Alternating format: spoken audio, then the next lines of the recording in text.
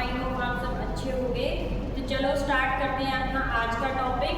Chemistry का topic हमारा second chapter चल रहा था। उस चैप्टर में हम पढ़ रहे थे क्या, कंसंट्रेशन ऑफ सॉल्यूशन। और इस कंसंट्रेशन ऑफ सॉल्यूशन में हम कर रहे थे मोलैलिटी एंड नॉर्मैलिटी। नॉर्मैलिटी कैसे कैलकुलेट करते हैं हमने उसका फॉर्मूला लिखा था, जिसमें एक टर्म आई थी इक्विवेलेंट मास। तो सबसे पहले हम इक्विवेलेंट मास कैलकुलेट करना सीखेंगे। How to determine equivalent mass. किसी भी पर्टिकुलर एलिमेंट का इक्विवेलेंट मास कैसे कैलकुलेट करेंगे, किसी भी एसिड का, बेस का या फिर सॉल्ट का जो इक्विवेलेंट मास होता है हम कैसे कैलकुलेट कर सकते हैं, वो हम देखेंगे। तो सबसे पहले हम देखेंगे equivalent mass of an element. अगर कोई पर्टिकुलर एलिमेंट गिवन है तो उसका इक्विवेलेंट मास हम कैसे कैलकुलेट कर सकते हैं।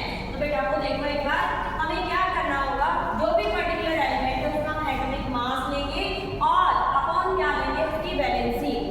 यहाँ से हम किसी भी पर्टिकुलर एलिमेंट का इक्विवेलेंट मास कैलकुलेट कर सकते हैं। एग्जांपल के तौर पे अगर हम लें फॉर नाइट्रोजन, अगर हमें नाइट्रोजन का कैलकुलेट करना हो इक्विवेलेंट मास तो हम कैसे कैलकुलेट करेंगे। जो भी नाइट्रोजन है उसका हम क्या लेंगे, एटॉमिक मास, जो कि होता है 14 अपॉन नाइट्रोजन की वैलेंसी होती है 3। यहाँ से क्या आया 4.66। ये जो आया बेटा ये है इक्विवेलेंट मास ऑफ नाइट्रोजन। इसी तरह से कोई भी एलिमेंट अगर हमें गिवन है तो हमें क्या पता होना चाहिए, सिर्फ दो चीजें पता होनी चाहिए, उस एलिमेंट का एटॉमिक मास और उसकी वैलेंसी। अगर ये दोनों चीजें हमें पता है तो उस एलिमेंट का हम इक्विवेलेंट मास कैलकुलेट कर सकते हैं। सेकंड हम आते हैं, अगर कोई भी एसिड गिवन है तो उस एसिड का इक्विवेलेंट मास हम कैसे कैलकुलेट करेंगे। तो उसके लिए हमें क्या चाहिए, उस पर्टिकुलर एसिड का मॉलिक्यूलर मास चाहिए और साथ में उसकी चाहिए है बेसिसिटी। तो मोलर मास मैंने आपको कैलकुलेट करना सिखाया है पहले ही, एक बार फिर से बता देती हूँ। जैसे एग्जांपल के तौर पे यहाँ पे हमें दिया है क्या, H2SO4। सबसे पहले हमें चाहिए इसका मॉलिक्यूलर मास। मॉलिक्यूलर मास के लिए यहाँ पे जितने भी एलिमेंट हैं उन सब का एटॉमिक मास हम क्या कर देंगे, ऐड कर देंगे। फॉर एग्जांपल हाइड्रोजन है, यहाँ पे 2 हाइड्रोजन गिवन है 2, सल्फर के लिए 32, ऑक्सीजन के लिए हो जाएगा 64। तो यहाँ पे मोलर मास आ जाएगा कितना, 98। H2SO4 सल्फ्यूरिक एसिड के लिए मोलर मास होता है 98 अपॉन बेसिसिटी। तो हमें यहाँ पे ये पता होना चाहिए बेटा बेसिसिटी होती क्या है। तो किसी भी पर्टिकुलर एसिड में जितने रिप्लेसेबल हाइड्रोजन आयन या फिर जितने आयोनाइजेबल हाइड्रोजन आयन प्रेजेंट होते हैं वो उस एसिड की बेसिसिटी होती है। यहाँ पे हमारे पास एसिड है H2SO4, इसमें रिप्लेसेबल जो हाइड्रोजन आयन है कितने हैं बेटा, 2। तो यहाँ पे इस फॉर्मूला में हम पुट करेंगे 98 है मोलर मास H2SO4 के लिए और 2 है इसकी क्या, बेसिसिटी। यहाँ से हमारे पास आया क्या, 49। तो बेटा ये जो 49 है ये इक्विवेलेंट मास है किसका, एसिड के लिए। किसी भी एसिड का इक्विवेलेंट मास कैलकुलेट करने के लिए हमारे पास क्या होना चाहिए, उस एसिड का मोलर मास अपॉन उसकी बेसिसिटी हमें पता होनी चाहिए। अगर हमें दोनों चीजें पता हैं तो हम इक्विवेलेंट मास किसी भी एसिड का कैलकुलेट कर सकते हैं। नेक्स्ट बेटा हमारा equivalent mass of A base. कोई पर्टिकुलर बेस अगर गिवन है तो उसमें बेस का हम इक्विवेलेंट मास कैसे कैलकुलेट करेंगे। तो बेटा देखो, इसके लिए फॉर्मूला है हमारे पास molar mass of base upon acidity. कोई भी पर्टिकुलर बेस है उसका मोलर मास लेंगे अपॉन उसकी एसिडिटी। एग्जांपल के तौर पे अगर हमें कैलकुलेट करना है, बेस हमें गिवन है सोडियम हाइड्रोक्साइड और इस सोडियम हाइड्रोक्साइड के लिए हमें पता करना है इक्विवेलेंट मास। तो इसके लिए हम सबसे पहले देखेंगे इसका मोलर मास। मोलर मास आया है यहाँ पे कितना, 40। अब हम बात करेंगे किसकी, एसिडिटी की। एसिडिटी किसी भी पर्टिकुलर बेस के लिए एसिडिटी क्या होती है वो हमें पता होना चाहिए। तो जितने भी रिप्लेसेबल हाइड्रोक्साइड आयन वहां पे प्रेजेंट होते हैं उस बेस में, वो उसकी क्या होती है बेटा, एसिडिटी होती है। तो NaOH के लिए जब भी हम इक्विवेलेंट मास कैलकुलेट करेंगे तो मोलर मास इसका 40, यहाँ पे जो रिप्लेसेबल हाइड्रोक्सिल आयन है वो है 1। यहाँ पे हम 1 पुट करेंगे तो जो इक्विवेलेंट मास है सोडियम हाइड्रोक्साइड के लिए कितना आएगा बेटा, 40। नेक्स्ट पे चलते हैं। नेक्स्ट हमें अगर किसी भी पर्टिकुलर सॉल्ट का इक्विवेलेंट मास कैलकुलेट करना हो तो हम कैसे कैलकुलेट करेंगे। उसके लिए फॉर्मूला है, जो भी सॉल्ट गिवन है बेटा उसका हमें पता होना चाहिए क्या, molar mass. Molar mass upon उस पर्टिकुलर सॉल्ट में जितने मेटल प्रेजेंट है, नंबर ऑफ मेटल आयन पता होना चाहिए और उस मेटल की हमें वैलेंसी पता होनी चाहिए। अगर ये वैलेंसी और मेटल आयन हमें पता पता है तो हम उस सॉल्ट का इक्विवेलेंट मास कैलकुलेट कर सकते हैं। फॉर एग्जांपल के तौर पे अगर हम ले NaCl, क्लियर है बेटा? NaCl का मोलर मास हम कैलकुलेट करेंगे तो ये हमारे पास आएगा 58.5। अब यहाँ पे देखो मेटल आयन कितने हैं, सिर्फ एक सोडियम प्रेजेंट है, क्लियर है? तो मेटल आयन है 1 मल्टीप्लाइड बाय इस मेटल की हमें वैलेंसी पता होनी चाहिए। तो बेटा जो सोडियम होता है उसकी वैलेंसी होती है 1, तो मल्टीप्लाइड बाय 1। तो यहाँ पे NaCl के लिए जो मोलर मास आएगा वो आएगा बेटा 58.5। तो यहाँ पे हमने क्या सीखा है, यहाँ हमने इक्विवेलेंट मास कैलकुलेट करना सीखा है कि पर्टिकुलर एलिमेंट के लिए कैसे कैलकुलेट करेंगे। कोई एसिड गिवन है तो एसिड के लिए इक्विवेलेंट मास हम कैसे कैलकुलेट करेंगे, बेस के लिए कैसे कैलकुलेट करते हैं और सॉल्ट के लिए कैसे कैलकुलेट करते हैं। तो सबसे पहले हमने देखा एलिमेंट के लिए हमें क्या चाहिए, atomic mass upon valency. Acid का पूछा है तो molar mass of acid upon basicity. Base के लिए पूछा है तो molar mass of base upon acidity. किसी पर्टिकुलर सॉल्ट का इक्विवेलेंट मास कैलकुलेट करना है तो molar mass of salt upon number of metal ion into valency of metal. बेटा अब हम सीखेंगे जो न्यूमेरिकल्स है वो हम कैलकुलेट करेंगे, इससे रिलेटेड मोलरिटी कैलकुलेट करेंगे, मोलरिटी, और उसके बाद आएगा बेटा नॉर्मलिटी, क्लियर? तो चलो बेटा अब हम सोल्व करते हैं इनसे रिलेटेड न्यूमेरिकल। तो सबसे पहले हम लेते हैं मोलरिटी कि मोलरिटी हम कैसे कैलकुलेट करते हैं, न्यूमेरिकल से समझते हैं। हमने यहाँ पे न्यूमेरिकल लिया है, देखो सबसे पहले हम न्यूमेरिकल की स्टेटमेंट पढ़ते हैं। स्टेटमेंट जितनी जल्दी समझ आती है न्यूमेरिकल उतनी जल्दी सॉल्व होता है। अगर आपको एक बार में स्टेटमेंट समझ नहीं आती है तो स्टेटमेंट को बार बार पढ़ो, स्टेटमेंट को समझने के बाद ही न्यूमेरिकल आपका सॉल्व होगा। तो देखो सबसे पहले दिया क्या है, कैलकुलेट द मोलरिटी। क्लियरली इन्होंने कहा है कैलकुलेट द मोलरिटी कि हमें क्या कैलकुलेट करना है बेटा, मोलरिटी कैलकुलेट करनी है of A solution of sulphuric acid. वो जो सॉल्यूशन है किसका है, सल्फ्यूरिक एसिड का सॉल्यूशन है। इसका मतलब क्या है कि उस सॉल्यूशन में जो सोल्यूट है हमारा, वो सोल्यूट कौन सा गिवन है, H2SO4।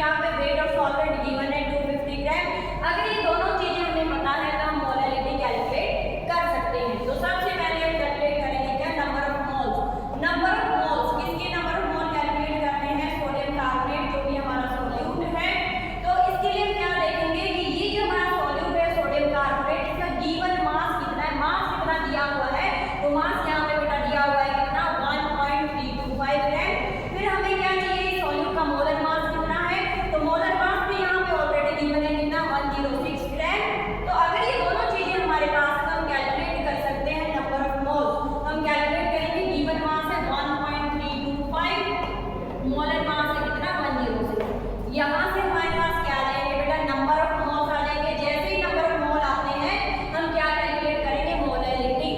तो मोलैलिटी जब हम कैलकुलेट करते हैं तो हमें क्या चाहिए, number of moles that is 1.325 upon 106।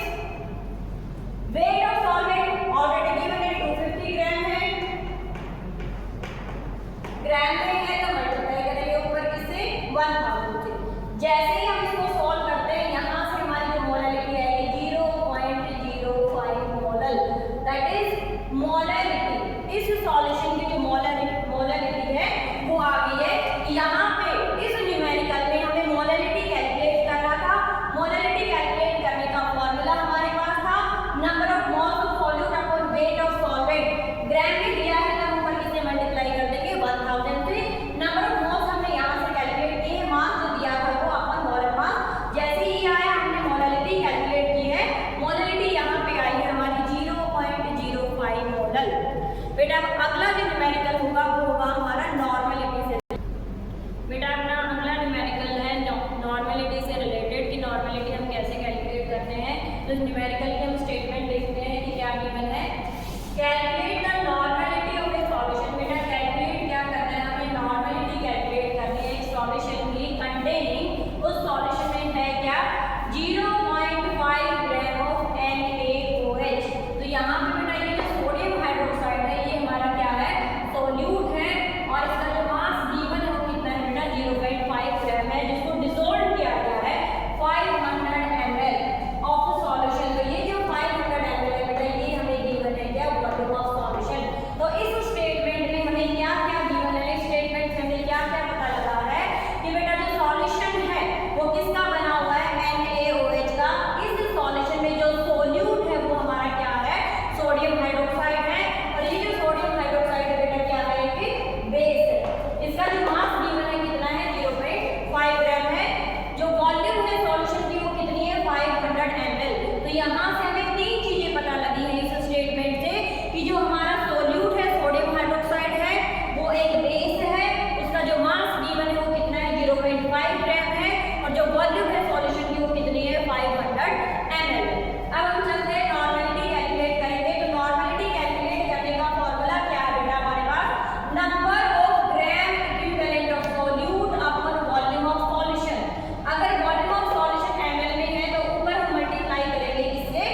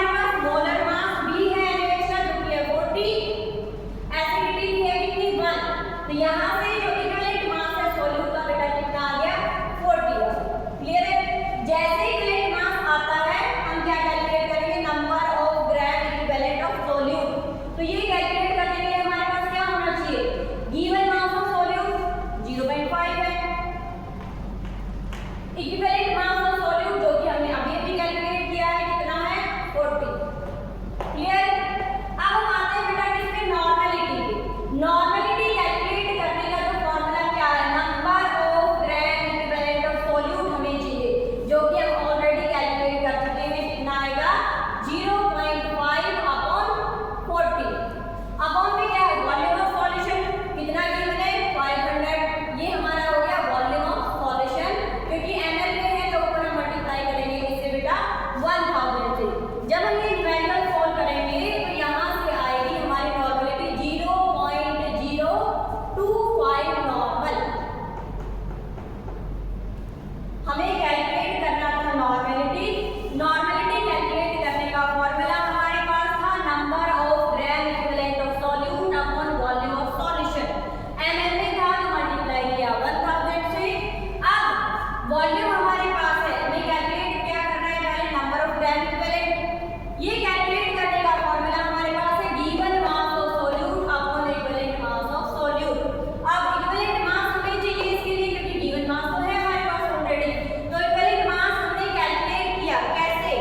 हमारे पास ये जो सॉल्यूट था बेस था, बेस के लिए हमने फॉर्मूला अप्लाई किया molar mass of base. Base यहाँ पे क्या है हमारा NaOH अपॉन इसकी एसिडिटी।